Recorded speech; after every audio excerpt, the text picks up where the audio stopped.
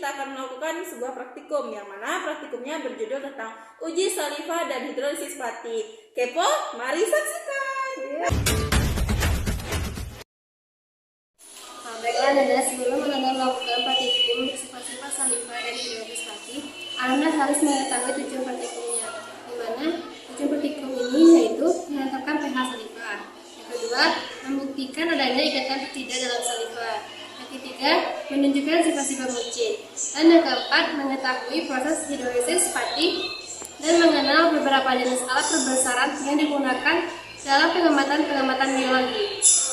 Baiklah, sebelum kita melakukan praktikum kali ini, adapun alat dan bahan yang akan kita gunakan yaitu yang pertama alat, yaitu ada rakit ketiga, ada karet kasa, kemudian ada bunsen atau lapis spiritus, kemudian ada lumpang dan alu untuk menggerus, kemudian ada plat tetes keramik, kemudian ada cawan petri atau petridis 2 buah, kemudian ada beker, gelas dan juga pipet tetes, kemudian ada batang pengadu, kemudian ada pinset, dan kita juga membutuhkan masker dan sarung tangan dalam praktikum kali ini.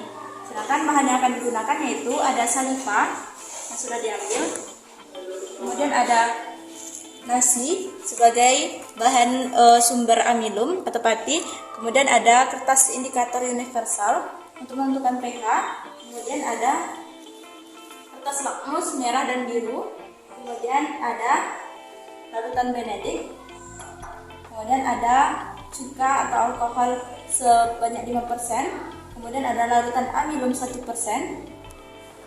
kemudian ada larutan NaOH 10%, kemudian ada CuSO4 1%, dan juga ada larutan iodin. Anak-anak semuanya, selanjutnya kita akan masuk kepada pengamatan pH terhadap saliva, di mana pada pengamatan ini kita sediakan yaitu plat tetes, kertas lakmus biru dan merah, dan salivanya sendiri. Di mana langkah pertama kita ambil saliva secukupnya dan ditaruh di plat tetes.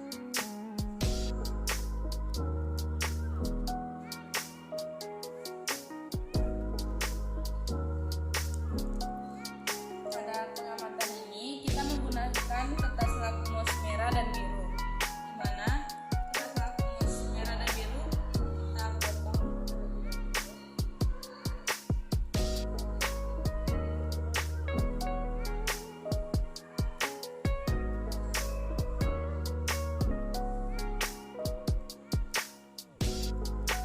Setelah dipotong kecil-kecil kertas lakmus tersebut, lalu kita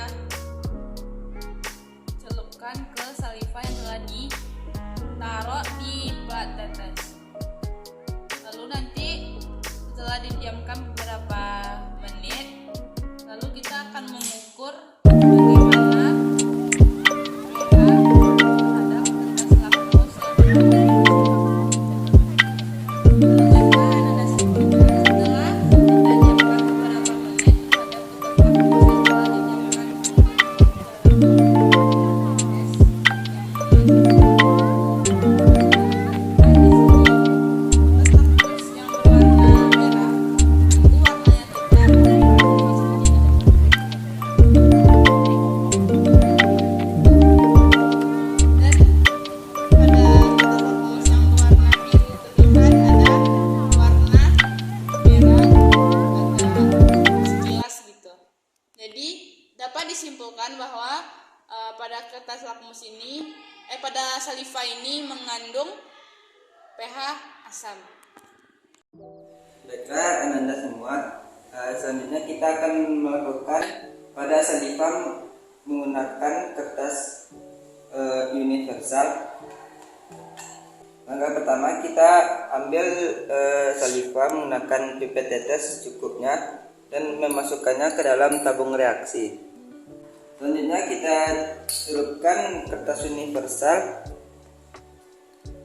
agar bisa melihat Pengamatan pH menggunakan kertas indikator universal dan kita celupkan ke dalam saliva. Lalu miringkan tabung reaksi agar saliva menempel pada kertas universal dan kita diamkan beberapa menit. Setelah didiamkan, lalu kita ambil kertas universal yang sudah dilapisi oleh saliva dan kita lihat perbandingan yang ada di warna pada indikator universal, dan hasilnya bahwa ada pada nomor 6. Jadi hasil dari saliva yang digunakan bersifat asam. Baiklah, selanjutnya yaitu kita akan mengamati adanya ikatan peptida pada saliva. Yaitu yang pertama kita siapkan tabung reaksi yang bersih, kemudian kita masukkan saliva sebanyak 2 mili.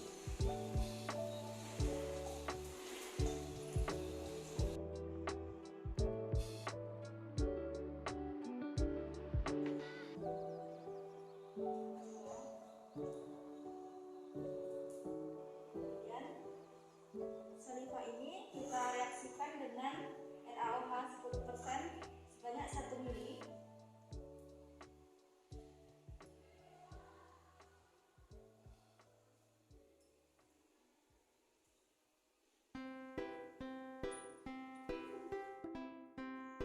Kemudian diaduk hingga merata.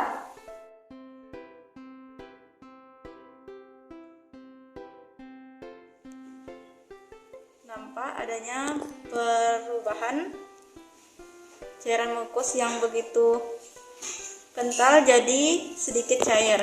Selanjutnya kita reaksikan dengan 10 tetes CuSO4.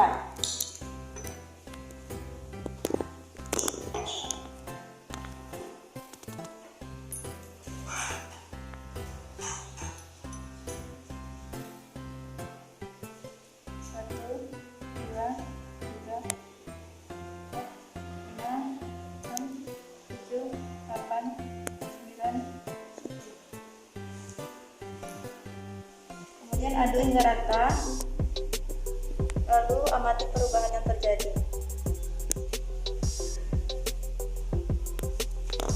Di sini tampak ada gumpalan warna biru yang terjadi pada saliva, dan di bawahnya ada cairan bening. Sedangkan di bagian atas itu ada gumpalan berwarna biru. Adanya gumpalan berwarna biru ini menunjukkan adanya ikatan peptida pada saliva. Baiklah anak-anak semuanya, selanjutnya kita akan melakukan pengamatan uji sifat-sifat bucin atau bucin ini dikenal dengan disebut dengan cairan yang ada di dalam saliva, yang mana bucin ini akan berperan ketika kita melakukan proses pencernaan makanan di dalam mulut. Nah, untuk langkah pertama kita akan mengambil salivanya 1 mili. Lalu kita masukkan. Di sini dapat kita lihat bahwasanya sifat sementara dari salivanya itu sangat kental. Nah, selanjutnya setelah kita masukkan 1 mili salivanya, kita tambahkan dengan cuka. Nah, pertama kita masukkan cuka sebanyak 5 tetes. 1, 2. Nah, setelah itu kita kuncang-kuncang, kita aduk-aduk. Nah, kita lihat setelah kita kasih cuka itu terlihat bahwasannya sifat yang berubah terhadap salivanya itu yang awalnya tadi kental sekarang sudah mulai encer. Baiklah, selanjutnya perlakuan dengan memberikan Aquades beberapa tetes sama dengan asam cuka tadi. Kita ambil. Nah, kita kasih Aquadesnya 5 mili. 1, 2, 3,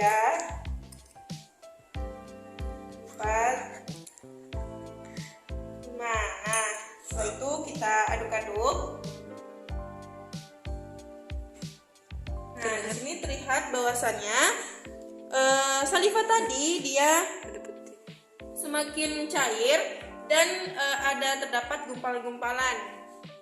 Bahwasannya air tadi dengan saliva tadi itu dia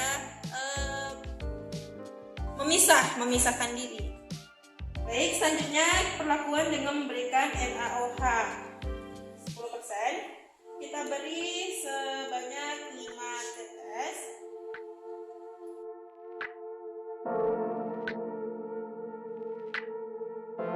Baik, selanjutnya kita lanjut ke perlakuan terakhir, yaitu pemberian larutan NaOH 10% sebanyak 5 tetes.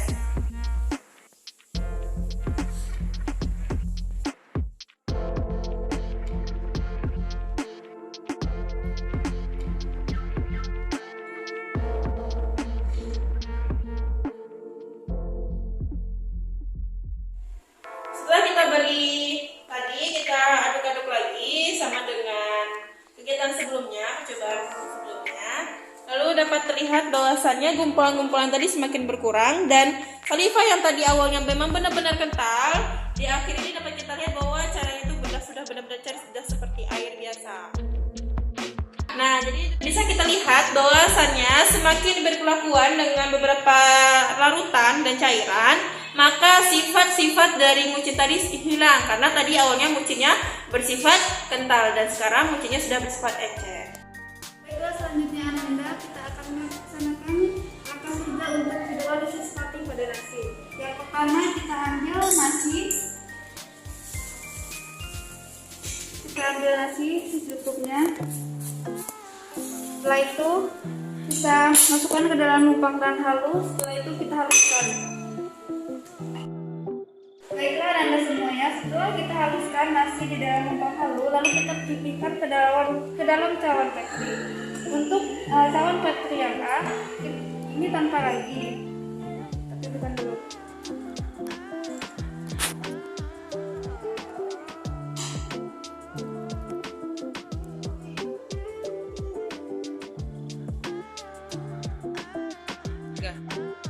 Baiklah Anda sekalian, setelah kita pipihkan nasi ke dalam cawan petri, untuk yang A kita tidak beri perlakuan, untuk yang B kita masukkan ke ragi.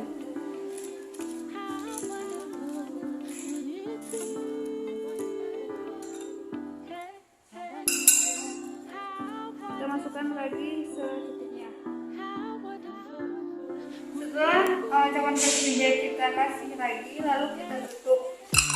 Yang B ini yang kita kasih lagi ini kita tutup, dan yang A ini yang tidak dikasih lagi tidak ditutup, dan kita diamkan selama setengah jam atau 30 menit.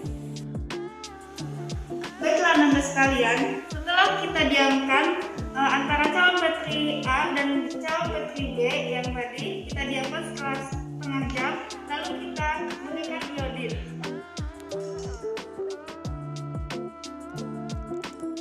Pemberian iodin ini kira-kira 3 tetes dalam satu cawan petri.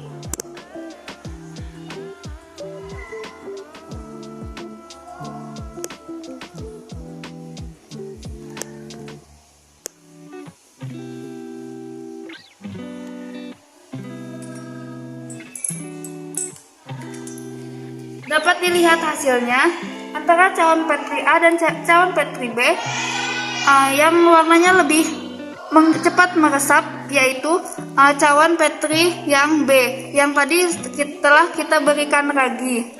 Dapat disimpulkan bahwa kenapa ini terjadi, karena ketiga enzim dalam memecah amilum yang dalam enzim amilase menjadi molekul sederhana seperti glukosa.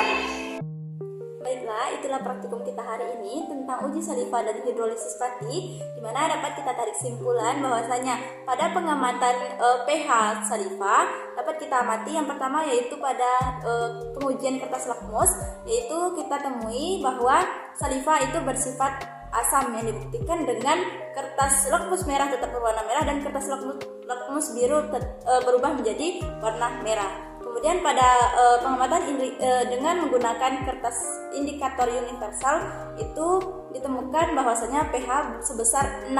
Jadi itu menunjukkan juga bahwa saliva bersifat asam. Kemudian pada pengamatan yang kedua yaitu menguji adanya ikatan peptida pada saliva, yaitu setelah kita campurkan NaOH 10% dan juga CuSO4 maka didapatkan bahwa adanya gumpalan warna biru yang menunjukkan bahwa itu adanya ikatan peptida. Selanjutnya yaitu pada mengamati sifat mucin, di mana sifat mucin yang kita ambil tadi kemudian kita campurkan dengan larutan asam cuka kemudian ditambahkan dengan NaOH, maka semakin besar konsentrasi asam dari larutan maka larutan mucin atau cairan mucin akan semakin menghilang. Kemudian pada pengamatan hidrolisis pati yaitu kita menggunakan pada nasi yang diletakkan pada Petridis A dan Petridis B. Kemudian kita beri perlakuan pada Petridis B dengan ragi dan didiamkan selama 30 menit maka didapatkan kemudian dimasukkan 3 tetes masing-masingnya larutan iodin, maka didapatkan hasil bahwasanya pada yang nasi yang diberikan ragi tadi itu lebih cepat penyerapan iodinnya dan iodin lebih memudar daripada Petridis A. Mungkin itu kesimpulan dari praktikum kali ini. Wassalamualaikum warahmatullahi wabarakatuh.